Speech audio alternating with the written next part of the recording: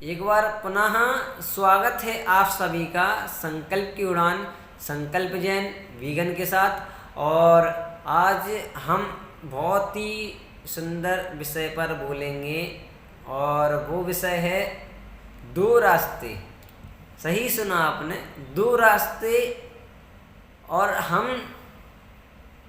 इन दो रास्ते में से किसी एक रास्ते पर चलते हैं और बहुत ही कम लोग हैं जो दूसरे वाले रास्ते पे चलते हैं। पहले पे तो सभी चलते थे। तो अब आप ये दो रास्ते सोच रहे हैं कौन से दो रास्ते हैं। पुण्य पाप का तो नहीं जी, इससे कोई इसमें पुण्य पाप का कोई मतलब नहीं है। दो रास्ते आज के समय के अकॉर्डिंग, एक फूलों का रास्ता है, एक कांटों का रास्ता है। आज के समय में 80% से ज़्यादा व्यक्ति फूलों वाले रास्ते पर चलना पसंद करेंगे। एक समय था जब मैं भी फूलों वाले रास्ते की ओर चलना चाहता था, लेकिन अब मैं 101% कितना भी समय परिवर्तित हो जाए लेकिन मेरा रास्ता कांटे वाला ही रहेगा। मैं आपको बताता हूँ क्यों रहेगा। क्योंकि फूलों के रास्ते पर अगर आप देखें कि कहीं रास्ते पर आपके लिए कहीं जाना है यहाँ से 1 किलोमीटर दूरी पर और पैदल सफ़र है साहब, और भले ही आपने जूते पहन रखे हैं, तो एक तरफ तो फूल का रास्ता है जो एकदम साफ सुंदर है, दूसरी ओर एक झाड़ू ने काटा ही है उस पर मतलब कि रोड खराब है या गड्ढे वगैरह हैं, कंकड़ वगैरह पड़े हुए हैं। तो हर कोई व्यक्ति चाहेगा कि भाई मुझे सीधा अच्छे रास्ते पे चलना है। और जब रास्ता एकदम साफ मिल जाएगा, सुंदर मिल जाएगा, तो फिर क्या होता है, हमारा ध्यान भटक जाता है।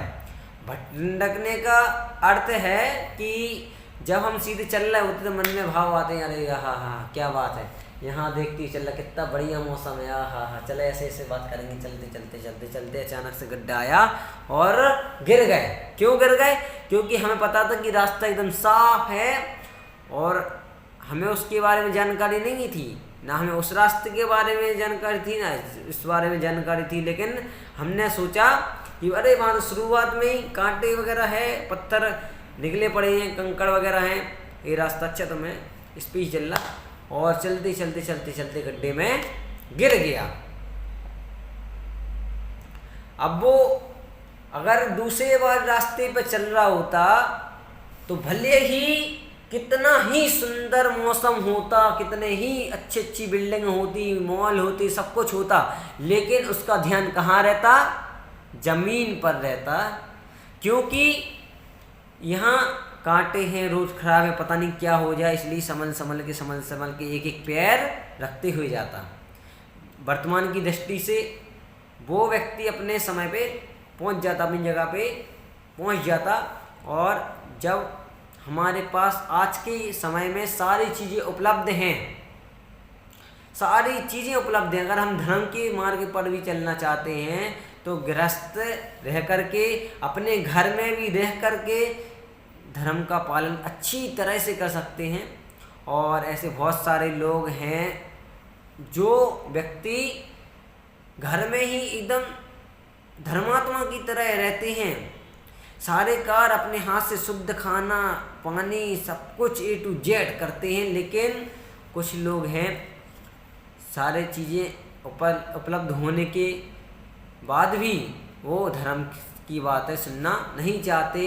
खाली उनको अहंकार रहता है और पैसे का अहंकार रहता है, पैसे का और प्रसिद्धि का, कि हम ये हैं वो हैं। और एक बात मैंने जो देखी है, ओल्ड एज, जो ओल्ड एज व्यक्ति, उनके दिमाग तो भाई साहब हाई फाई, आपकी बात सुनना ही नहीं चाहते। आप कितना भी अच्छी धर्म की बात, अच्छी बात बताइए, सुनेंगे ही नहीं। और मैं किसी के ऊपर मैं बोलता नहीं हूँ, लेकिन मेरे विचार हैं और ये चैनल भी मैंने इसलिए बनाया था कि मैं अपने विचार, अपने मन की बातें इस पर रख सकूँ। मैं अपने आप से ही बातें करूँ, मैं अपने आप को ही समझाऊँ, सुनूँ, तो इसलिए मैंने चैनल बनाया था। तो आज के जो लोग हैं ओल्ड, मतलब कि 50 60 70 साल, और उनके अंदर कितना अहंकार है, क्या बात है भाई। लेकिन वो उनकी समझ में नहीं आती, उनको पता है अभी नहीं कि ज़िंदगी, उनको लग रहा है कि 10 साल और होगी, 5 साल और होगी, लेकिन ऐसा नहीं है आज के समय में ज़िंदगी का। मैं अपनी ज़िंदगी का आपकी बात बताऊँ, मेरा मानना है कि आज का जो दिन है ये मेरा आखिरी दिन है। जिस दिन हम लोग ये समझ लेंगे कि यह हमारा आखिरी दिन है, और आज का दिन हम अपना आखिरी दिन समझ के जिस दिन मान लेंगे, उस दिन हमारे मन में किसी के प्रति बुरे विचार नहीं आएंगे, गलत भावनाएं नहीं आएंगी, किसी का बुराई कोई करने का नहीं, कोई राग द्वेष आदि कोई भाव नहीं आएंगे। आपके भाव एकदम निर्मल रहेंगे, और ना आपको कमाने की दिक्कत है, बस भावना ये भाई कि हे प्रभु टेंशन नहीं, अपने जो काम है प्रभु की सेवा करते हुए, अभिषेक करते हुए, भगवान के धर्म ध्यान करते हुए अपने दिन व्यतीत हो, बस जो है किसी चीज़ की कमी ना आए वो। और कहा है कि जो सच्चे मन से पूजा करते हैं, पूजा उसको फल देती है, और पूजा भक्त पुजारी के सारे संकट हर लेती है। तो भाई और बंधुओं, बात ये बहुत गंभीर विषय है कि अब आप सोचिए कि मेरी एज कितनी है, मैं मतलब कि 23 साल के समथिंग, और मैं अपना दिन समझता हूँ कि मेरा आखिरी दिन है। तो जब 60 साल का व्यक्ति, 65 साल का व्यक्ति है, तो उसको क्या समझना चाहिए फिर। हम तो भाई, हमारे तो 2-4 घंटे के भरोसा नहीं है, लेकिन इतना अहंकार, इतनी चीज़ें, और मंदिर में रह करके आप ये सब चीज़ें करते हैं, तो ये चीज़ें सही नहीं रहती है, किसी भी धर्म की हो। लेकिन अहंकार, आप भावों को एकदम निर्मल होना चाहिए, पवित्र होना चाहिए। आपकी भावनाएं क्या हैं, आपके करने का उद्देश्य क्या है। तो जितना ज़्यादा आप सोचेंगे अभी खाने पीने के दिन, अभी तो ये खाइए वो खाइए, हमने भी सब खा पी के देख लिए, सब कुछ करके देख लिया है, लेकिन कहीं भी कोई नहीं है। और कोई आपको चाहे वो बात अलग है, लेकिन जो सच्चाई होती है वो सच्चाई होती है, कड़वी हो या मीठी हो, सच्चाई हमेशा, सच्चाई को सुनना ही सबसे ज़्यादा ज़रूरी है। कि हम यदि कोई हमारे लिए बोल रहा है तो उसके लिए हम सम्मान दें, उसकी बात का सम्मान रखें कि हाँ भाई आप सही है, एकदम सही है। जो आपको लगे कि हमारे काम की चीज़ है तो उसको आप रख लीजिए, और जो आपके नहीं है तो बस हाँ में हाँ मिलाते हुए। तो अभी मैं एक सज्जन व्यक्ति के साथ करीब 2 साल से गौरव जी के साथ में हूँ। उनके साथ में उनको देखा तो मैंने ये सोचा है, अरे यार, जब इतना अच्छे पैसे वाला व्यक्ति इतना धर्म ध्यान कर सकता है, आजीवन नमक का त्याग, तेल का, है ना, और मसाले का भी उबला हुआ खा रहे, तो मैंने सोचा कि चलो यार, अपने पास तो कुछ भी नहीं है, जब इतना सब कुछ करने वाला धर्मात्मा व्यक्ति सब कुछ छोड़ कर धर्म ध्यान में लगा हुआ है, तो फिर हम क्यों नहीं कर सकते। हम में, और मैंने जब 4 चक्का दी, इनके ही उद्देश्य से, गौरव जी के उद्देश्य से ही मैंने जो है थोड़ा पढ़ने का, इनने जबरदस्ती वहाँ बिठा दी थी स्वाध्याय। मेरा मन तो था, लगता नहीं था उस समय पर, जब 2 साल पहले आया था। तो फिर धीरे धीरे उसको हमने सुना, फिर धीरे धीरे हमें जब 4 चक्रवर्ती पढ़ा तो शांति सागर महाराज जी का एक उदाहरण बहुत अच्छा लगा कि जिस व्यक्ति के नरक गति का बंद हो गया है, वह कभी संयम को घेण नहीं कर सकता, नियम व्रतादि नहीं ले सकता, और जिसके नरक का भी बंद नहीं हुआ है वो नियम लेगा। और यदि आप नियम के साथ आप देह का त्याग करते हैं, अपने शरीर को छोड़ते हैं, तो अगर आपके भाव निर्मल रहे और आप यहाँ से सीधे विदेह क्षेत्र में जाकर के वहाँ के तीर्थंकरों को आपको समोसण ही मिल सकता है, वहाँ का सानिध्य मिल सकता है, आप अपने कर्मों को जल्दी क्षय करके आप अच्छे से अच्छी गति में जा सकते हैं। तो वो चरित्र जो शांति सागर जी महाराज जी का था, वह मुझे बहुत ज़्यादा प्रेरित करता था, और अभी भी करता है कि किस तरह से वो जाते अपने खेतों में पशु पक्षियों के लिए दाना डालना, उससे ज़्यादा फसल होना, भावों की इनकी निर्मलता, और पिताजी को दिया हुआ नियम, बहुत सारी चीज़ें उनने घर में रह कर के धर्म ध्यान किए तक उनकी स्थिति, और फिर जब पिताजी का समाधि मरण उन्होंने कराया, फिर उसको उन्होंने दीक्षा ली, तो बहुत सारी चीज़ें उनकी मुनि अवस्था में शेर आदि, सर्प आदि, चींटियों का इतना अवसर के सब कुछ सहा उन्होंने, इतने व्रत आदि किए।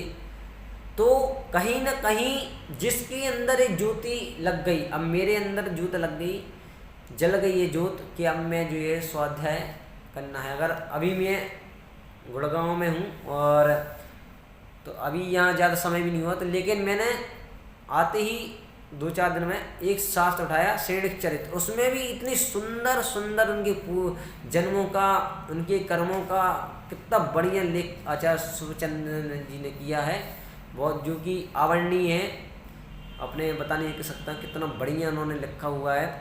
तो ज्योत जो है वो इसी रास्ते से, अगर आप फूलों पे जाएंगे तो आपको कभी भी चीज़ की अनुभूति नहीं होगी।